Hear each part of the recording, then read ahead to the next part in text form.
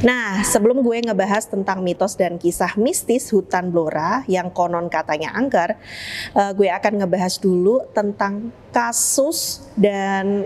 kasus-kasus pembunuhan yang lokasi pembunuhannya itu di hutan Blora. Yang pertama, SBG cantik yang dibunuh di hutan Blora. Nah, kasusnya terjadi pada tahun 2018. Kejadian ini menimpa Ferin Diah Anjani yang masih berusia 21 tahun. Dia diketahui berprofesi sebagai SPG dan caddy golf asal Semarang yang dibunuh di hutan Jati, tepatnya di Kecamatan Kuduran, Kabupaten Blora pada 1 Agustus 2018. Mayatnya ditemukan hangus terbakar oleh kawannya sendiri bernama Christian Ari Wibowo. Pembunuhan itu dilakukan di hotel tempat kerja Christian. Nah, saat itu Christian diam-diam mencampurkan obat penenang ke air minum Ferin. Nah, Ferin pun pingsan dan setelah itu Christian menginginkan barang bawaan Ferin lalu membopong Ferin keluar hotel. Nah, terus Christian pun membawa Ferin yang masih tak sadarkan diri itu ke Blora, tempat atau daerah asalnya. Demi menghilangkan jejak, Christian akhirnya membakar tubuh Ferin di kawasan hutan yang ada di Blora hingga tewas.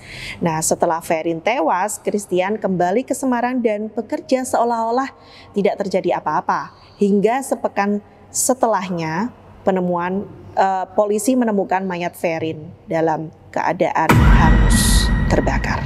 Kita next ke kasus selanjutnya. Mayat dalam karung putih. Mayat dalam karung putih itu ditemukan di kawasan hutan Jati, KPH Randu Blatung, Desa Kalisari, Kecamatan Randu Blatung, Kabupaten Blora pada 11 Juli 2019. Mayat korban pembunuhan itu ditemukan oleh penggembala sapi. Penemuan bermula saat si penggembala sapi penasaran melihat karung putih yang mengeluarkan bau busuk. Nah, saat dicek ternyata ada kaki manusia di dalam karung. Sang penggembala pun akhirnya pulang dan memberitahu warga.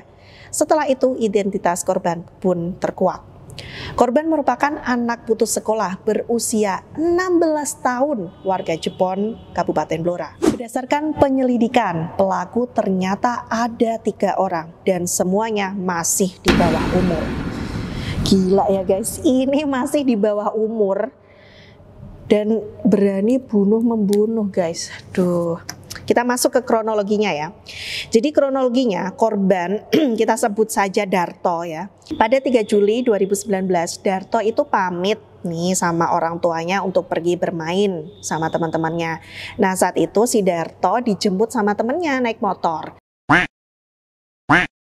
Nah, orang tuanya kan oke-oke aja. Ya udah, hati-hati ya nak, mainnya jangan jauh-jauh. Nanti balik rumah lagi.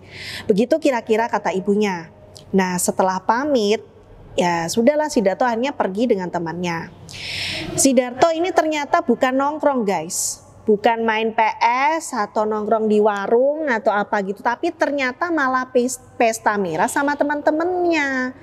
Nah, setelah pesta miras itulah si Darto entah ada masalah apa akhirnya dikeroyok sama 3 temannya. Darto ini dipukul, ditendang, dicekek hingga tewas. Nah, untuk menghilangkan jejak nih, si jasad Darto ini tadi dibungkus karung lalu dibuang di kawasan hutan. Gimana nih guys? Anak-anaknya dijaga ya bun ya. Jangan sampai kejadian kayak ini. Emaknya si Darto ini nggak ngerti kalau anaknya tuh dibunuh. Yang pasti emaknya ini jelas-jelas cemas gitu karena kenapa kok anak gue belum pulang-pulang. Nah, nggak disangka-sangka setelah 7 hari tidak pulang, si Darto pulang dalam keadaan meninggal dunia. Dan benar saja, berdasarkan hasil otopsi, Sidarto memang sudah meninggal 7 hari yang lalu. Pantes saja ya guys, udah busuk saat ditemukan. Nah, mungkin karena luas dan sepi inilah hutan Blora itu dijadikan tempat pembunuhan dan pembuangan mayat, guys. Nah, selain kasus pembunuhan, hutan Blora juga memiliki kisah-kisah mistis. Kita mulai yang pertama. Pesanan gaib pentas ketoprak. Kejadiannya terjadi pada tahun 2003. Saat itu ada sebuah kelompok seni ketoprak yang akan pentas di sebuah rumah di desa Kedung Bacin, Kecamatan Todanan, Kabupaten Blora. Namun setelah ditunggu-tunggu oleh yang pesan nih, kelompok seni ini malah nggak datang-datang. Warga kan akhirnya kecewa. Kenapa ini kok nggak datang-datang gitu kan? Padahal udah dipesen gitu. Apalagi warga-warga udah pada kumpul. Nah, keesokan harinya ada warga yang menemukan rombongan kelompok seni itu di hutan. Nah, saat ditanya, kenapa kok tidak datang di pentas di desa gitu. Terus pimpinan rombongannya itu justru bingung karena mereka merasa sudah menggelar pentas semalaman suntuk, guys. Aduh, pimpinan rombongan ketoprak ini juga mengaku, nah saat pentas itu banyak warga yang menyaksikan. Aduh, kira-kira ini rombongan ketoprak ini pentas di depan siapa ya, guys? Coba komen di bawah, guys. Kedua, pengendara motor yang hilang secara misterius. Peristiwa ini terjadi pada tahun 2008. Saat itu ada warga desa Kedung Bacin, Kecamatan Todanan, Kabupaten Blora yang mengendarai motor dan melintas di kawasan hutan Bonggan. Gimana bacanya? Bonggan ya. Warga Kedung Bacin itu heboh karena pengendara itu menghilang selama 2 hari. Nah, pada hari ketiga si pengendara ternyata ditemukan di dalam hutan. Dia bingung, guys. Loh, kok gue ada di hutan gitu. Ternyata udah hilang 2 hari. Aduh. Kita next lagi ya. Yang ketiga ini rasanya itu melintasi hutan, tapi ternyata malah memutari kuburan. Kisah misterius ini terjadi pada tahun 2009. Kali ini dialami oleh seorang polisi ya, Inspektur Vijay gitu ya. Nah, sehari-hari Pak Polisi ini, Inspektur Vijay ini pulang pergi bekerja dengan mengendarai motor. Nah, suatu hari dia itu berencana pulang naik motor ke Kecamatan Kunduran karena rumahnya emang di sana. Nah, saat melintasi kawasan hutan, salah satu hutan yang ada di Blora, lampu motor polisi ini tiba-tiba mati. Nah, dia refleks turun dong, terus mencoba ngecek kondisi lampunya. Nah, setelah beberapa kali mencoba ternyata nggak bisa, lampunya tetap mati. Akhirnya ya udahlah, dia akhirnya melanjutkan perjalanan. Namun sudah berjam-jam kok Inspektur Vijay ngerasa kok nggak sampai rumah, padahal biasanya cuma beberapa menit gitu. Nah, Inspektur Vijay ini baru sadar setelah ditegur orang pada pagi hari, guys. Dia pergi malam, pagi hari itu baru diketahui orang. Anehnya dia ternyata berputar-putar di area pemakaman gitu. Jadi ngerasanya itu ngelewati hutan di Blora, tapi kondisi nyatanya ternyata malah memutari kuburan. Aduh. Ada yang pernah mengalami, guys? Coba komen di bawah ya. Kita lanjut lagi. Next, dikerjai makhluk halus. Kisahnya itu berawal saat seorang pria mengantar temannya ke daerah di sekitar stasiun lama Blora. Usai mengantar temannya, ada seorang yang meminta tumpangan. Seperti terhipnotis, pria itu tadi memberi tumpangan orang yang nggak dikenal itu. Nah, saat mengantar sosok pria misterius itu yang katanya berpostur tinggi besar, pria tadi merasa kayak diajak berputar-putar gitu di daerah yang dia nggak ngerti juga. Nah, setelah melewati jalan raya, pria itu diminta berhenti untuk menaikkan 5 penumpang lain yang sama-sama misterius. Sesampainya di desa Kemiri, nah, jalannya kan beraspal mulus dan hingga berhenti di sebuah rumah. Setelah itu pria tadi tersadar. Nah, saat itulah dia baru sadar mobilnya berada di hutan jati dan kondisi ban mobilnya juga pecah. Nah, kita masuk ke kisah mistis yang benar-benar sempat viral banget. Jadi ada bus dan truk yang tersesat di jalan setapak di hutan Blora. Ini kejadiannya yang paling fenomenal di hutan Blora. Kalau kalian cari di Google ya, bus yang masuk ke hutan Blora atau kisah mistis hutan Blora, kalian akan menemukan banyak banget berita soal ini. Ini kayak ini ya. Kejadian misterius itu terjadi pada 20 Juni 2012 pada dini hari. Saat itu, bus Pahala Kencana tujuan Jakarta Madura dan truk beton Jaya Mix melintas di jalur Pantura Juwana Rembang. Siapa sih yang sering naik Pahala Kencana atau penggemar Bismania?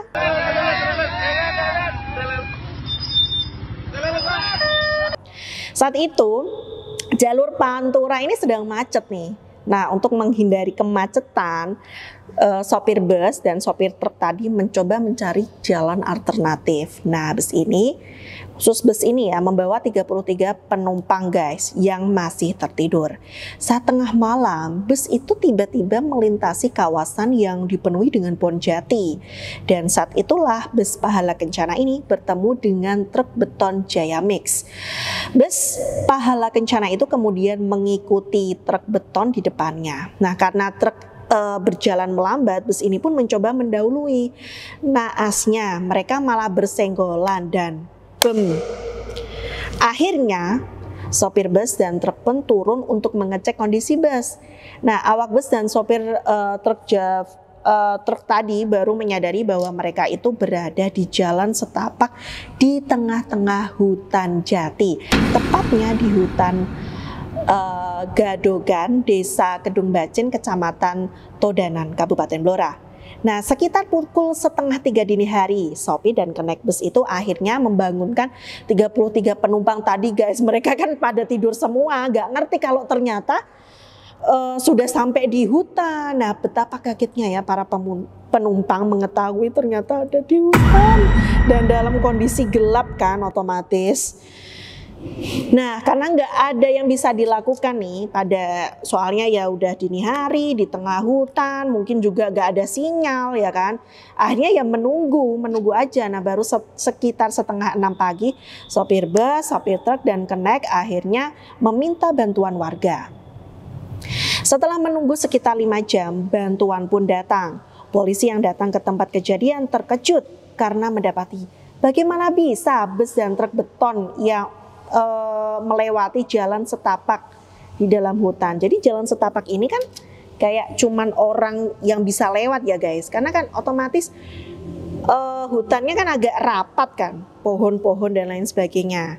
Nah, bahkan nih guys, mobil patroli polisi itu harus menebang pohon-pohon untuk bisa sampai ke lokasi. Kan pada bingung guys, gimana bisa apalagi itu ya, bus kan panjang banget, terus truk beton kan otomatis tinggi juga dan otomatis lebar juga kan. Nah, bagaimana cara itu ke situ? Nah, ini aku juga masih bingung guys, aku juga pusing. Nah, proses evakuasi pun membutuhkan waktu lama guys, karena tanah di sekitar lokasi itu harus diratakan dulu dan pohon-pohonnya juga harus ditebang karena kan menghalangi bus dan truk itu lewat gitu. Nah, pada waktu 6:30 malam, bus dan truk beton ini akhirnya baru bisa masuk jalan desa. Anehnya nih guys, tidak ada jejak truk dan bus yang melintas di jalan tersebut. Kalau dipikir-pikir ya, bus yang segede itu dan truk yang segedut itu itu masuk kan otomatis semak-semaknya terlindas ya kan, atau paling nggak ada bekas-bekas apa gitu, itu sama sekali nggak ada guys. Selain itu, baik bus dan truk juga tidak mengalami lecet-lecet seperti yang gue bahas tadi. Mereka kan bersenggolan ya guys, otomatis kan paling nggak ada lecet-lecet dikit gitulah. tapi ternyata nggak ada. Nah, konon katanya nih guys, di hutan Blora emang ada kota dimensi gaib, dan orang-orang percaya dimensi gaib itulah yang menyebabkan bus nyasar ke hutan. Jadi pengendara yang nyasar ke hutan itu semacam melewati dimensi gaib atau portal lain. Makanya tanpa sadar si pengendara tiba-tiba sudah ada di hutan. Nah, kalau ada kota dimensi gaib, tentu saja ada makhluk gaib juga ya guys. Makanya ada sebagian orang yang percaya bahwa yang membuat sopir bus dan pengendara kesasar itu ya makhluk gaib. Makhluk gaib itulah yang mencoba mengelabuhi para pengendara sopir yang kurang fokus saat berkendara. Nah, hutan Blora juga nih, konon katanya hari ini ya, itu menjadi tempat pengambilan pesugihan. Sebagian warga Blora juga percaya banyak orang yang menjalani ritual pesugihan di hutan tersebut. Ada juga yang percaya di momen-momen tertentu, misalnya malam ini ya, satu suro ya, ada suara gamelan di hutan Blora. Gimana menurut kalian? Apakah warga Blora pernah mendengar ada gamelan saat malam? Coba komen di bawah. Selain mitos adanya kota dimensi gaib, ada kemungkinan lain nih guys yang mungkin paling masuk akal ya, yakni kendaraan-kendaraan itu emang aslinya udah masuk ke hutan, hanya saja sopir dan kenaiknya nih nggak sadar gitu. Jadi bisa jadi karena beberapa faktor. Pertama karena sopirnya kurang fokus, kedua mungkin karena sopir dan kenaiknya juga lelah gitu, ngantuk gitu. Ketiga karena kejadiannya malam hari dan dalam kondisi gelap sehingga membuat konsentrasi sopir dan kenaik berkurang. Mungkin mereka pikir jalannya aspal, tapi ternyata malah melewati jalan setapak. Gimana menurut kalian guys? Apakah bus-bus ini dipindah secara misterius, atau kalian percaya pengendara itu kurang fokus sehingga tidak sadar? Coba komen di bawah. Kalian juga bisa menceritakan kisah-kisah lain yang ada di Kabupaten Blora. Kalian warga Blora bisa mengirim email kisah-kisah misteri melalui email yang ada di description box, atau bisa DM ke Instagram Jawa Pos Radar Kudus. Oke, sekian tentang mitos-mitos dan kisah mistis yang ada di hutan Blora. Gimana? Cukup ngeri ya guys? Yang ngeri dan ketakutan coba komen di bawah.